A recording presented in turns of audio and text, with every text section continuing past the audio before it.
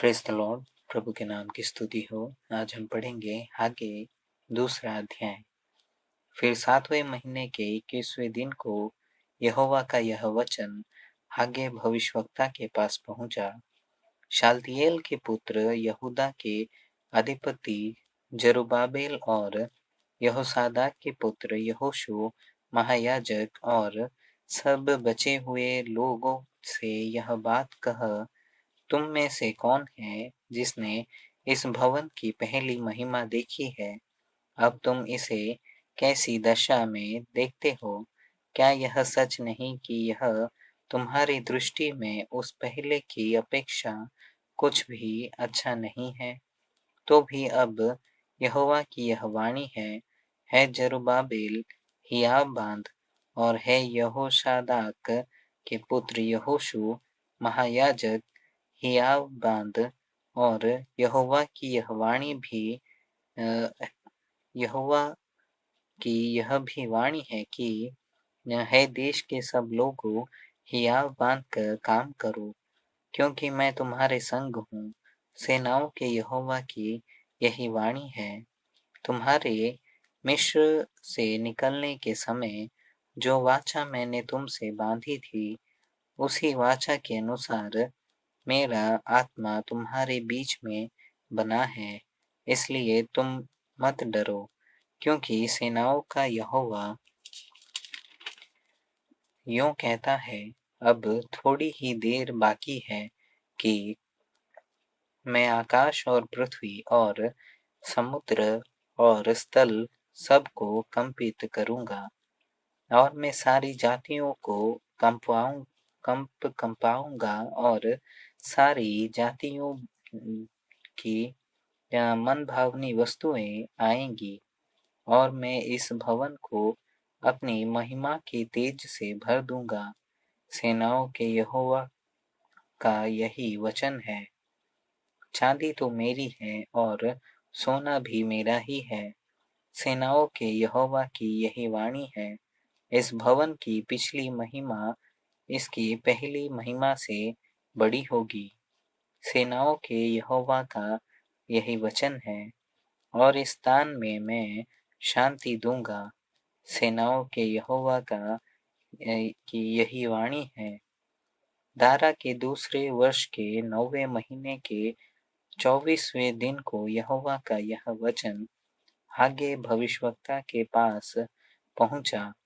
सेनाओं का यहोवा यूं कहता है, याजकों से इस बात की व्यवस्था पूछ, यदि कोई अपने वस्त्र के आंचल में पवित्र मांस बांधकर उसी आंचल से रोटी व पकाए हुए भोजन व दाखमधु व तेल व किसी प्रकार के भोजन को छुए, तो क्या वह भोजन पवित्र ठहरेगा?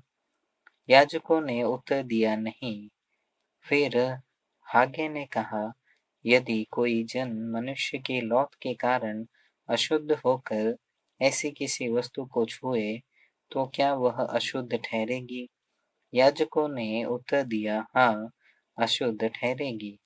फिर हागे ने कहा, यहोवा की यही वाणी है कि मेरी दृष्टि में यह प्रजा और यह जाति वैसी ही है, और इनके सब काम भी वैसे हैं, और जो कुछ वे वहाँ चढ़ाते हैं वह भी अशुद्ध है।